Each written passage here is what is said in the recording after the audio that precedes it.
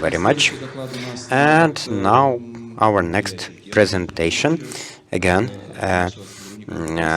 quite a relevant topic, the presentation from our employee working directly with LARs. She will share on the depletion of IPv4 addresses. They are almost over. It was mentioned on many occasions today, and now we will learn the details as of now.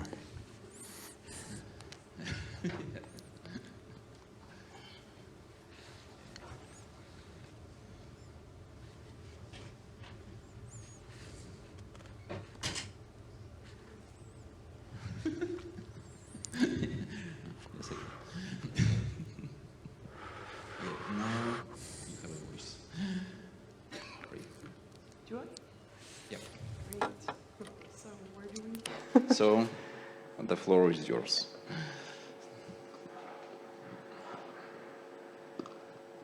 Thanks. So, thank you everybody, and thank you for the introduction. I'm honored to be here and to be the final speaker. I know it's been a long, full 2 days, and I'm really happy to see that everybody's still here. And I'm going to talk about IPv4 runout and 2 of the consequences of it, being transfers and investigations. But first, my name, Anje Roosjen. I work for the registration services team. I really like my job. My daily work is dealing with requests from members, transfers requests, IPv4, IPv6 requests, and also doing the assisted registry check. So, IPv4 runout, we have called it already a few times, and every time it sounded really scary, but then it didn't really run out. So we called it many names, and we have, for instance, called it depletion. We have called it exhaustion. We've called it runout. So what does it mean, all these names? It means that it goes through phases, and I will tell you a little bit based on this timeline. So, in 2011, IANA ran out of IPv4. This was the moment when they gave the final /8 to the RARs. The RIPE NCC is one of the 5 RARs. And that was the block that started with 185. But imagine at that time, the RIPE NCC still had 75 million of IPs in the pool. Fast forward, 15 September 2012, and that was the moment that that 75 million of IPs, that pool was empty, and we called it exhaustion. And that was the moment when we said we need to slow it down, because before you could just submit a request and say how much IPs do you need, and this was going way too fast, so the final /8, we're going to slow it down, and we're going to only allow a /22 per member. Well, that lasted quite a bit longer than the previous /8, but I guess most of you can remember the email that you got last year in April 2018, saying like we run out because the last /8 was depleted. And what we are doing now is allocating to members /22 still, but it's not from that 185 block. It's from a different, it's a recycled space. So it's address space that has been with the previous holder. It's come back to us. It's still a big pool, and we're allocating from that. But the moment is coming that that final /22 for a member is no longer an option. And that's when we will call it runout. And this is a really special time also for me to be presenting on this, because this is really happening now. This is live. We can see every day the numbers go down. So you must wonder, when is this moment? And this is really hard to say, but I can guarantee you that if you are an existing member and you haven't requested your final /22, so you're already a member, you don't have to go through application process, you don't have to worry that much, but I would suggest that tonight you submit your request. However, if you are thinking tonight, like membership of the NCC, maybe that's something for me, then it's probably really too late. You can still apply, but then something else will happen to your request. So what does this look like? And I think that in the first talk of Axel, we saw the same graph. And basically, it's showing the mark here, where the last /8 ran out. Now we're in this big red zone, which is ending all the way over there, September 19. As you can see, it's going down. And also, we have this yellow layer on top of it, reserved space. And I will tell you a little bit about that in a bit. But this is going down. We're talking about approximately 1.2 million of IPv4 addresses, or an equivalent of 1,200/22s. Before I talk about how we deal with those last bits of IPv4, I made this slide to show you a little bit of what's happening in this region. So a few countries on the bottom. Blue bars are the number of LARs. Red bars are the number of final /22 IPv4 allocations. So this shows two things. It shows that Ukraine is, together with the Czech Republic and Poland, are the biggest players in this region. And what's interesting, if you see that the red bar is a little bit lower than the blue bar, this in theory could mean that there are LARs in this region that have not requested their final /22 yet. And if I look at this, it's roughly 2/3 of the countries, but I mean, there's a lot of LARs, small number of LARs, so it doesn't really say that much, but again, if you want to request it, this is the time. So now what? That last bit of IPv4, because we also have some address space that comes back to us, and we don't want to hold on to it, but we need to do something with it. So I'll tell you about our procedures in this last phase of runout, and what you can expect. A current allocation process. As I said, 1,200/22s left in the pool. And we're giving to members from this space, and this is going really fast. These are, at this moment, we are still able to give to members a contiguous /22 block. That means that the numbers are adjacent, so it's not crumbs.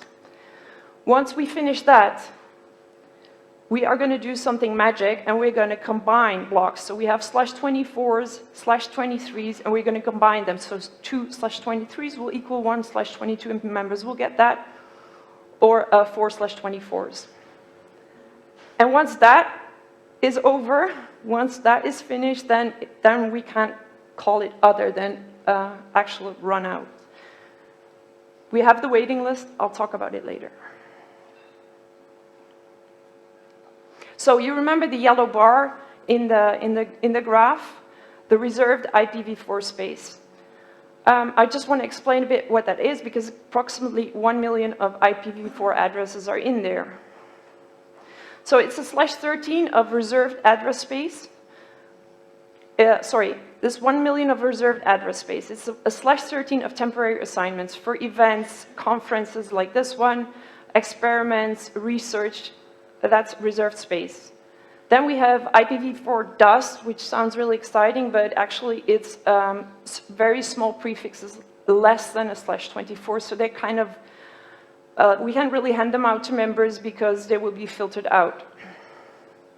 The current policy says that we keep them with us, and then we wait until the magic happens and the number next to it comes.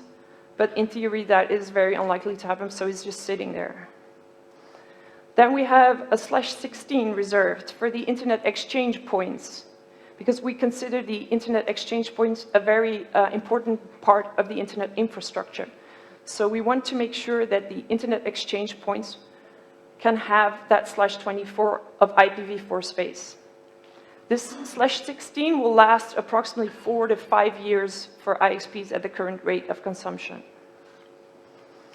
Then there is the /16 of unforeseen circumstances pool, which, as it says, is unforeseen. It's not really more clearly defined.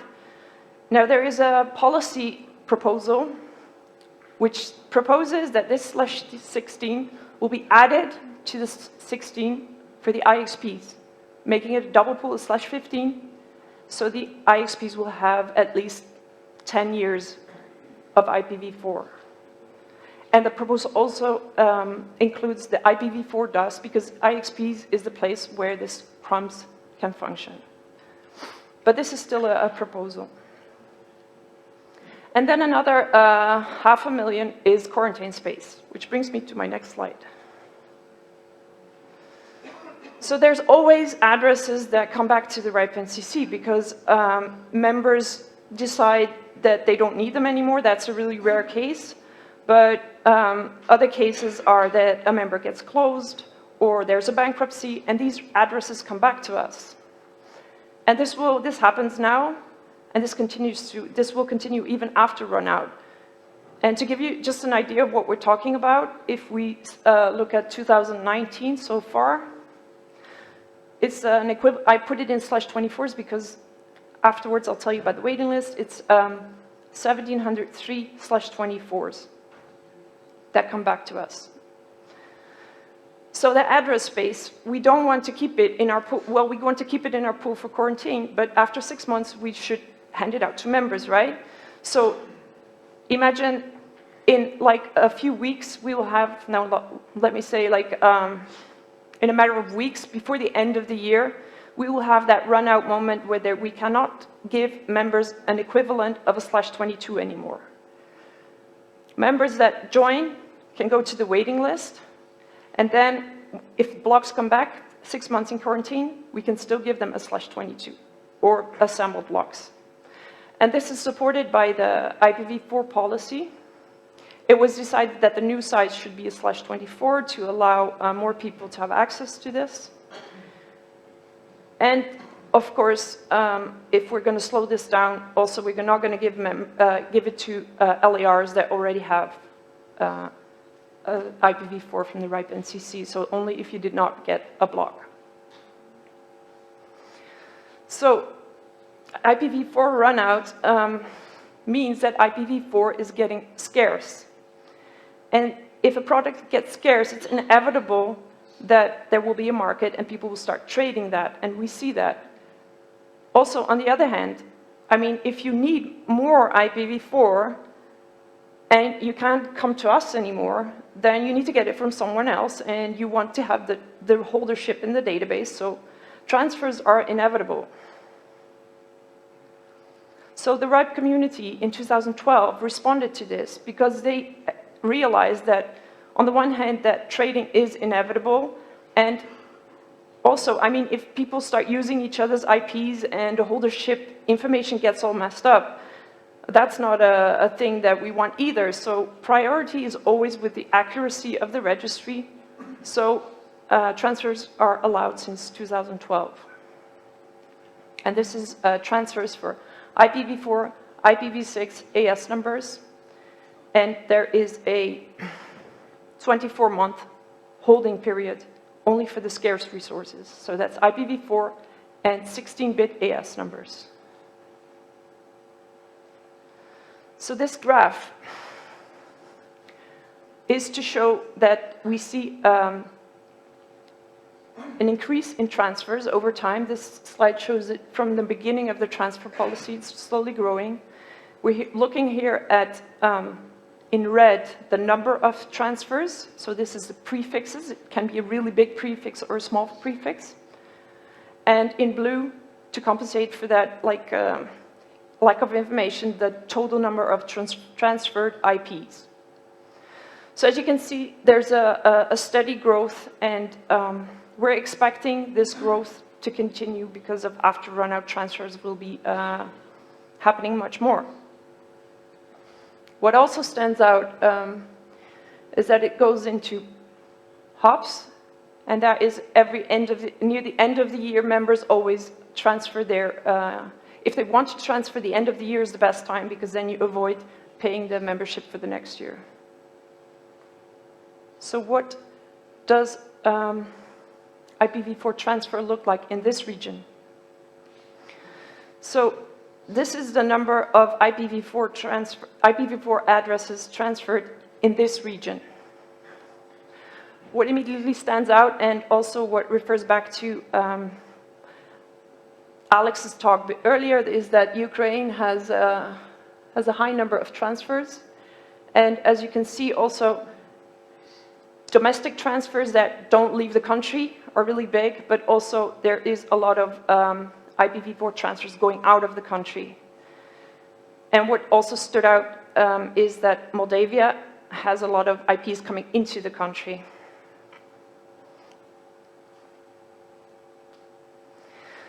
So, another consequence of IPv4 becoming scarce is that we do see people that want to bypass the rules to get their hands on IPv4 blocks.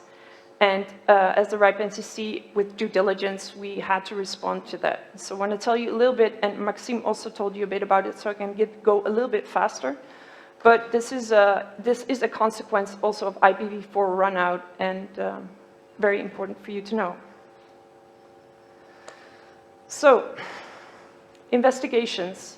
We basically, at registration services, we have 3 common situations when it comes to investigations. And I do want to emphasize that this is a minority of the cases. Based on the numbers of last year, this was 1% of our members finding themselves in an investigation. And if you find yourself in an investigation, this doesn't mean that automatically there will be consequences. A lot of these cases can be solved. We talk to the people, we find out the confusion, and the case is closed. But basically, there are 3 situations. One of them is that members provide us with untruthful and misleading information. This can be fake documents. I'm talking about fake ID cards, passports, registration papers, transfer agreements, falsified signatures, contracts with people that aren't even aware that they signed a contract that had nothing to do with us. And these are serious situations. We investigate this. We need to find out what happened here and act upon it. Another case is hijacks. This was also touched upon earlier. LAR portals can get hijacked, either because of the corner case that we heard about. People are very creative.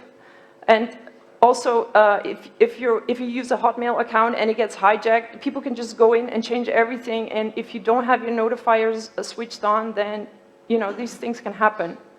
So it happens on the level of LAR accounts, but it also happens on the level of IP blocks in the RIPE database. And we see that these legacy space blocks with information that hasn't been updated for a long time, these are very vulnerable targets. And then there's the case of the disputed transfers, where unauthorized people got access to the account and they signed off, or everything was manipulated and the documents don't make sense, but it looked all really good, and then people can come back afterwards and tell us this is not true and present us with different information. So these are the situations, the common situations, but we see a lot of other stuff coming, so everything is treated on a case-by-case basis. To give you some numbers, what we're talking about, as I said, just 1% of the membership is even involved in this, and it doesn't always lead to actions. So as you can see, the number is going up, and 2019 is a total of 9 months of work, so it still looks like we're not on our way down yet. And you must be thinking okay, this investigation, what can it result in? What are the consequences of these behaviors? So the lightest version is the due diligence reminder. This is for minor infringements, and we do our investigation, we conclude it, and we give you a due diligence reminder. This is be careful, we've seen this, and we expect a different behavior in the future. Then if that doesn't work, Not necessarily in this order because we can skip, it's not like a 3-step model, but official warning is for contractual violations, so this is much more serious. Official warning, then we expect something like completely clean afterwards. And then membership closure. This is a very tough version, but some cases it is justified. But I assure you that if this is what we're going to do, there's a lengthy process of evaluation. It goes through several layers of management, and you will know what's happening. But it does happen. So what you must all be thinking, like, what can I do to protect myself? And Maxime already gave me a head start, but go through it quickly. Very important to keep your account safe. Only authorize people in your account. Make sure if somebody leaves your country, especially when there was a kind of an argument going or somebody's not very happy to leave your country, your company, make sure that they don't have access to the portal, but also remove them from database objects. And keep company information up to date. Tell us about changes. If you're going through a merger, tell us while it's happening. Tell us like in the month after. Don't wait 2 years to tell us. And then very importantly, also, if you are an LAR and you're also sponsoring end users, then you take the responsibility for those people, for the end users. You're a local internet registry. You do your checks for your end users. So if you get a request for an end user to be the sponsor of an AS number or IPv6 block, think again, like, does this request make sense? Is the person requesting this, is this a real person? Maybe it's a good thing to have some checks in place, like make a phone call, make them come to your office if that's possible. And this is not only for sponsored end users, but this is also at the level of assignments, right? If you create an assignment for a client, then you are the one registering the data in the database. But we do expect you to have some kind of account overview of who are these people. We don't have to know. We only see the public information in the right database, but we do expect you that there are contractual agreements in place for these assignments with your clients. So if you do these things, and if you provide us with truthful information, and then this is what you can do. So where is this all going? To the end of my presentation. So this is a new paradigm for IPv4. Because of Runout, we're coming from an era where there was enough IPv4 to, like, where there's a very limited pool of IPv4. And transfers, before 2012, transfers, I mean, IPv4 addresses were just numbers. It didn't mean anything. We gave out big blocks and we're not really thinking about the consequences because that's all like, it sounded infinite. But now, it's a tradable asset. It has a value. And for investigations, we came from a model that was heavily based on trust. But because of the bad actors and the increase in the investigations, we can see that we should hold on to due diligence checks and do those checks to protect the registry, but also to protect the honest people that also are members. So what does this mean for the RIPE NCC? Well, we try best to manage runout of IPv4. We're going to facilitate the increase in IPv4 transfers that we're expecting after runout. We need to find a balance between trust on one side, the due diligence on the other side, but also not to become these bureaucrats and drag on cases and drag on. I mean, this is our individual cases. There are people on the other side, so we respond to that in the most efficient way. And this talk is about IPv4 runout, so promote IPv6. What does this mean for you? If you want more IPv4, let's say from January next year, transfer is the way to go. Regarding your LIR portal, keep your information up to date, tell us in time. For your end users and your clients, apply this know your customer. This comes from the financial, from the banking world to prevent money laundering. Just use these principles. These are good if you're thinking like, what should I do? What kind of checks? Just Google know your customers and you'll see what kind of checklist you can do. Make sure you always provide us with truthful and accurate information. If you're not sure, just tell us.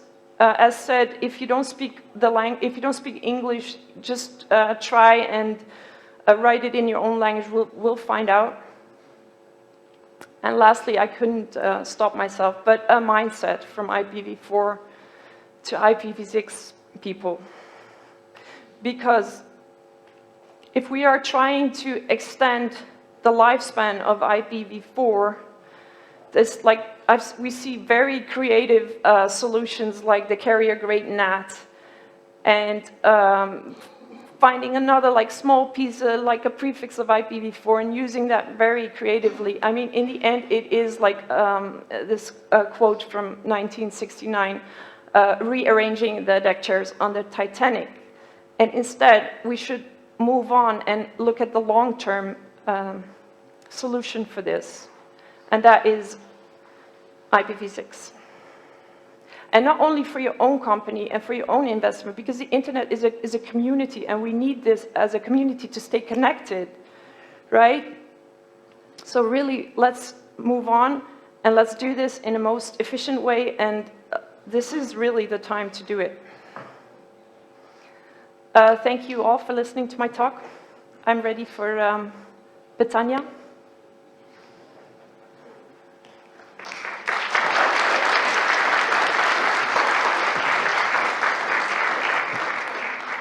Коллеги, вопросы?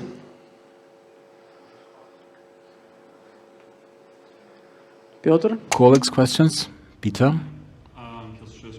Report, but speaking for myself, so that's not a question, that's the addition to what you said, and one should invest maybe some time and to look at the newest possibility of LIR portal.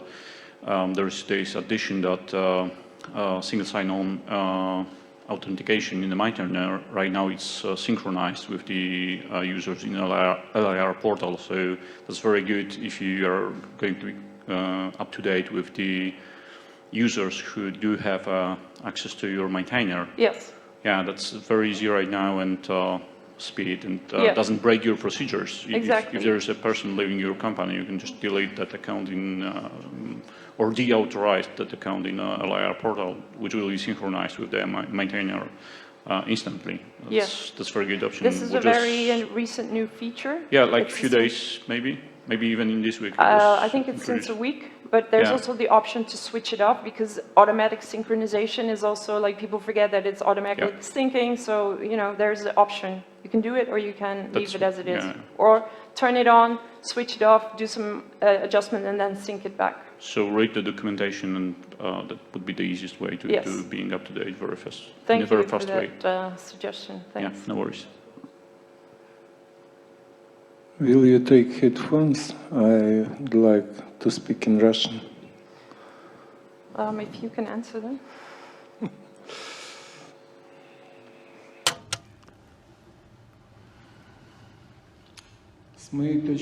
From my point of view, we now have a big enough problem in RIPE NCC issuing IPv4 addresses.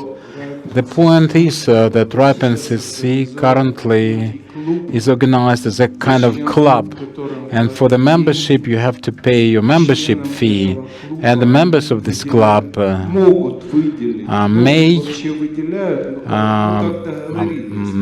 they may assign or may not assign addresses. It depends on your arrangement. And in the outer world, as far as RIPE NCC is concerned, the addresses are tradable. This is a commodity that is actively traded, and the gap between the model used by RIPE NCC and what happens in fact is going to get deeper and lead to bigger problems. I know, I'm aware of the fact that the answer is go to the task force, to working groups and preach. I heard about RIPE NCC being non-commercial, and they cannot sell IP addresses because otherwise they have problems with the taxation in the Netherlands, the tax authority, but perhaps the issue of tax authority of the Netherlands is a smaller problem than the problems caused by the situation when the model that you use for yourself is not in consistency with the real world situation. And we can discuss working groups or task forces no end, but RIPE NCC is not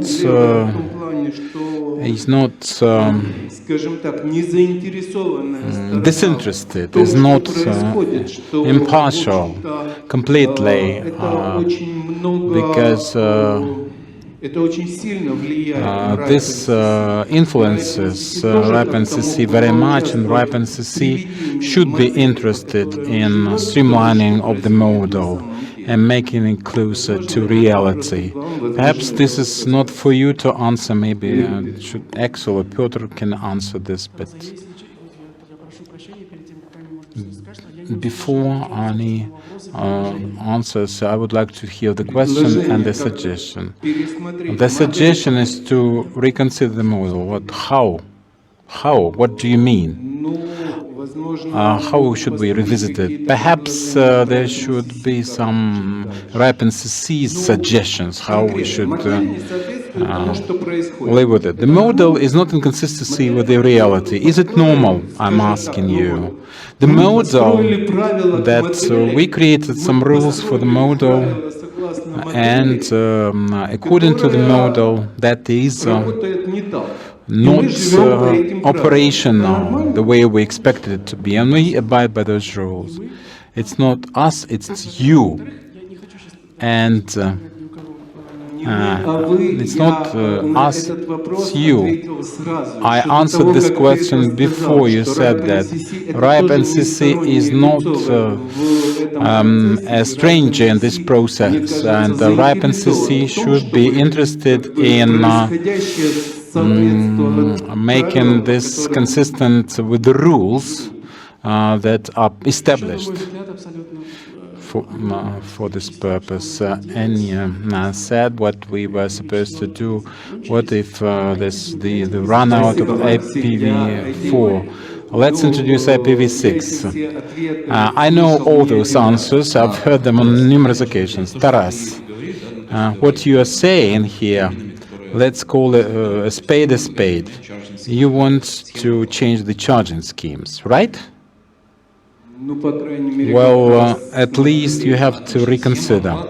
The charging scheme is revisited every year, is presented for voting through the board, And that is one remark. Secondly, what actually always makes me excited in the post-Soviet area, this is this paternalistic approach. Make it for us. I have written to the working groups in these very words, but I wanted to hear from RIPE NCC, not just from the task force. The charging schemes are continuously presented for regular discussions and reconsideration. So Piotr perhaps can answer this question because he represents the executive board. But by and large, this is not some underground work. This is something that is published well in advance, discussed well in advance. These are known drafts, and they are not taken do not come out of the blue. This is presented by the executive board This is a stage process for stability of the system that should not be broken with any kind of inconsiderate moves. But in order to move anything, you have to be vocal. You have to participate in this process actively. So thank you for writing to the group, but it's like that joke. Yes, I call you, and now it's up to you. I wanted to have an answer from IRIPE and NCC because I couldn't get the answer through the task force, through the working group. RIPE and NCC should be interested. So I think RIPE and NCC should be interested with it, considering the tax authority, tax authority of the Netherlands is so strict, is so soulless, so that we cannot do anything about it under any circumstances. Well, I take it for an answer. Well, under no circumstances. Let's discuss that. I have written, but there's no answer. I want to know your opinion. As part of NCC, I execute some decisions. We're an executive body, but we can also have some advisory part. Axel is at the mic, and I think that I should give the floor to him so that he makes his comment. But first of all, I would like to mention, I cannot but mention, that this is a big preparatory process for the charging scheme, annual. It's not unnoticeable, it's not a backstage process, it's on the surface. But look, I would like to outline the situation in clearer terms. I witnessed when they first limited the number of years for one act, then the votes from the people who accumulate LIRs for the addresses. They changed the trends for votings at general meetings. Something should be done about it. All right, let's have more layers for one hand. So it's all impersonal. I don't like it. I cannot speak on behalf of the general meeting. We, members of the general meeting, voted for this and this, that, and that's like we were in Copenhagen where the voting took place. But look, the proposal was from the board.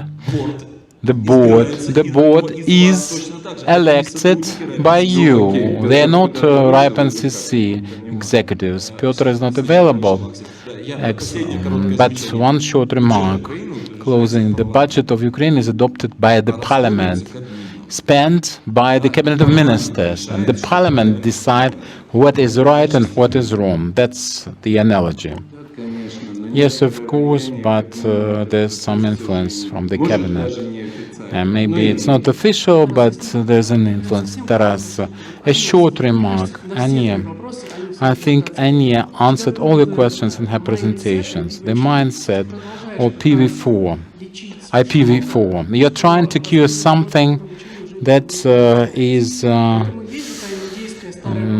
not living anymore. The horse is dead, so get off. I got off, but the other horse is not to be ridden. Is not available for a ride.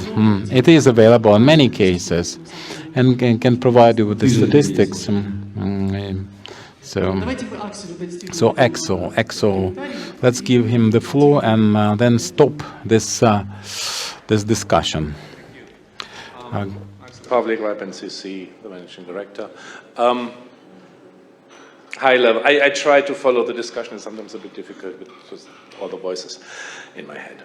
We've been here several times before regarding the charging scheme and alternatives to the charging scheme. I remember a charging scheme task force that actually Piotr was a member of once upon a time, when I had more hair. And the outcome of that was that I think the task force itself had a really hard time coming to a conclusion. We've recently heard quite a number of voices on various mailing lists about the change of the charging scheme should be volume dependent more than it is now. And we, from the RIPE NCC, have drawn up a couple of alternatives through the board. The board has proposed them at the general meeting, and we ended where we are through the voting process at the general meeting. I see a change in the community. We have like 20,000 members and probably 35,000 opinions among those. It's really hard to find a new way of doing things. It's not that we don't try, we try to give alternatives, but in the end it comes down to that voting process of so many members, and that's where we are. I'm happy to continue this process and bring new proposals as they are requested, but in the end it's not us making the decisions. But I do appreciate the sentiment there. And I, personally speaking, I lean towards let's get off the dead horse and be the club for our members to do useful things for them so that they can do the business. And charging schemes is just one little thing of it. Sorry? Так.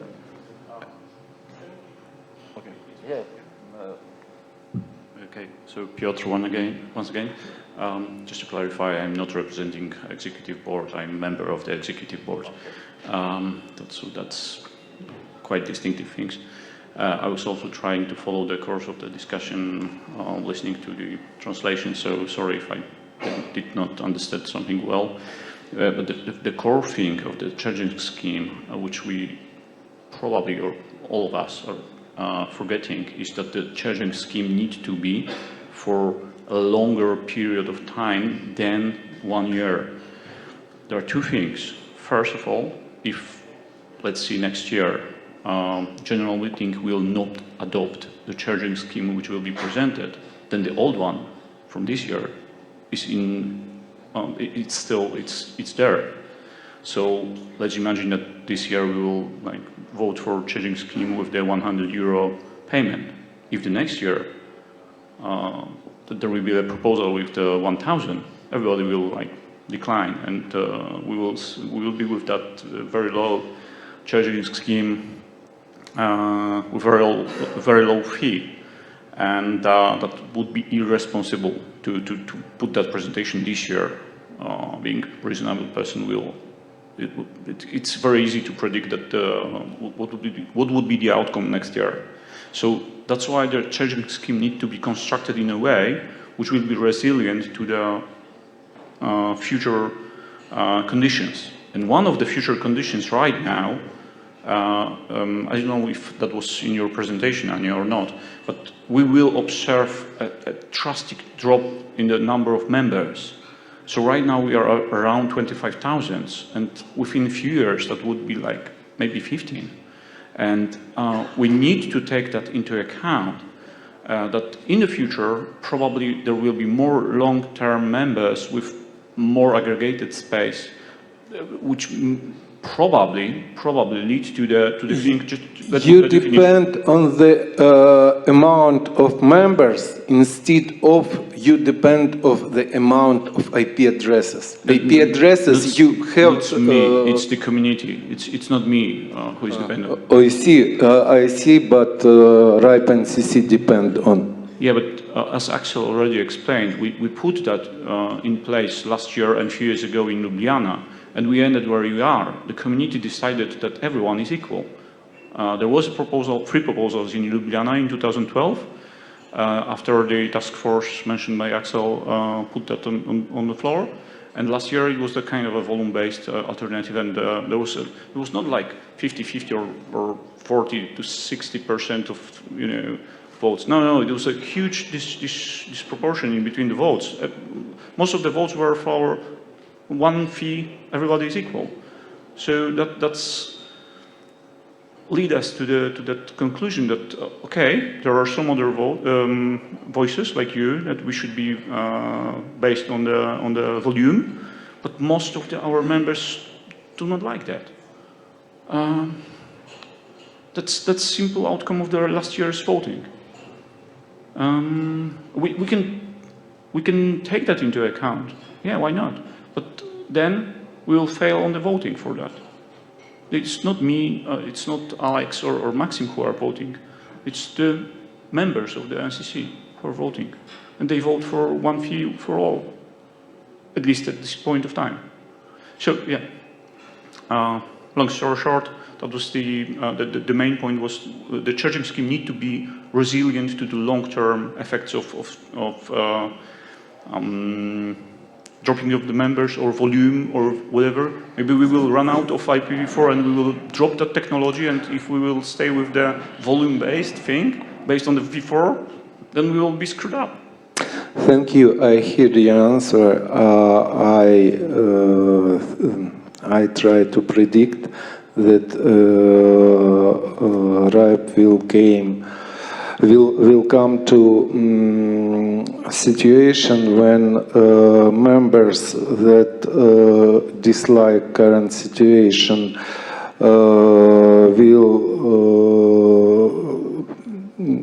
will be bigger than members that would like to keep current situation. And if you will not lead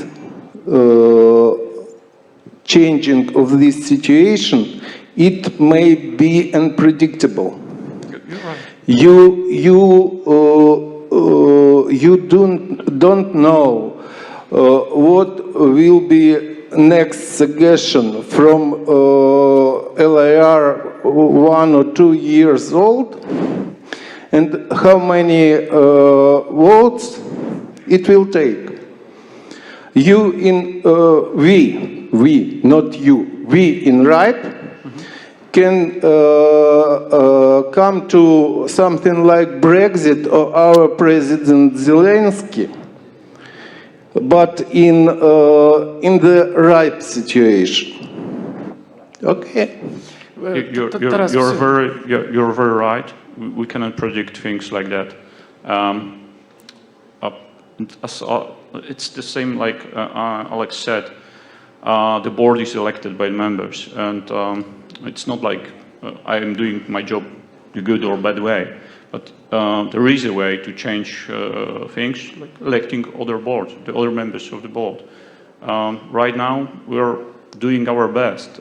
If we are doing something which is not in line with the majority of members, I will be not happy not to be a member of the board, but at the end of the day, that will be more healthy for the organization. And I really encourage you to put a good candidate for the elections, which will be held next May.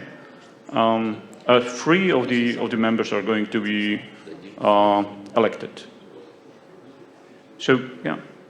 Piotr, thank you very much. Yeah, we close that Sorry, discussion because, yeah.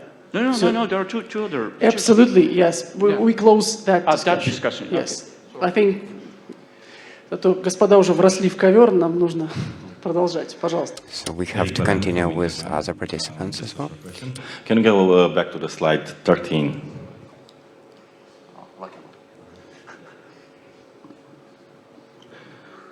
So you recovered in 2019 not so much space, but when the last /8 was depleted, there were some millions addresses recovered. So we should understand that the recovery rate is slowing down? Well, as we can, the recovery rate is quite a steady rate, and we can't really make any predictions. Sometimes this is /16 comes back, but most of the time it's just crumbs, and this is, we don't really see like high fluctuations in that. It's a steady number. Okay. Yeah. Thank you very much. Sure. Ура, вы дождались. Roberto Gaetano, internet user. I have a question also about the recovered space. If we recycle addresses, we may